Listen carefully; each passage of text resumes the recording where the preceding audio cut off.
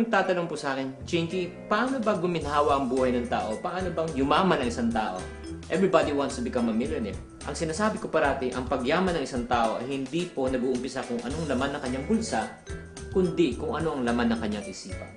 I'd like to share to you a simple formula that can really help you on how to become wealthy. Let's start with this. Mindset plus action equivalent to what we call as result. Ulitin po natin. Mindset plus action equivalent to result. Kung tayo po ay may negative mindset, tayo po rin magkakaroon ng negative action, negative din na magiging resulta ng ating buhay. Kung tayo naman po ay positive mag-isip, positive din po ang action, positive din po ang magiging resulta.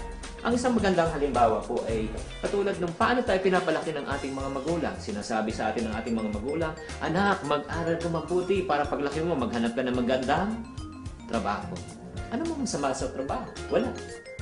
Pero kami po naman mga singkit, paano naman po kami pinapalaki?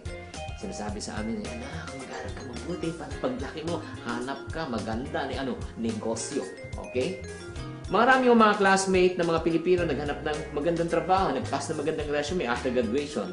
Kami naman po, nag-umpisa na po kami ng aming negosyo. Ang tanong po mga kapatid, sa palagay nyo, sino po ang mas may pagkakataon na umunlad agad ang pamumuhay? Yung naghanap ng trabaho o yung nagtayo ng negosyo? Definitely, ang sagot po, yung nagtayo ng negosyo. Maraming nagsasabi naman, Chinky naman, wala naman kaming puhunan, wala naman kaming, let's say, connection. Pero sabihin ko sa inyo, ano pinagkaiba po namin? Pareho po kami ng paaralan, pareho ng pagkakataon. Ang pinagkaiba po, kung ano po ang mindset ng magulang sa kanyang anak. Ganun po kapangyarihan yung mindset. If we change our mind, we will change our life. So may mga katanungan, paano ba natin binabago ang ating mga mindset? Una, ang sinasuggest ko parati, kailangan po tayo magbasa ng mga positive na libro. Makinig tayo sa mga tapes or mga preaching or if not naman motivational speakers. Pangatlo, lumayo tayo sa mga taong negative at sumama tayo sa mga tao naman parating positive. Layuan niyo yung mga parating reklamo ng reklamo. Wala pong magandang maidudulot po sa buhay natin.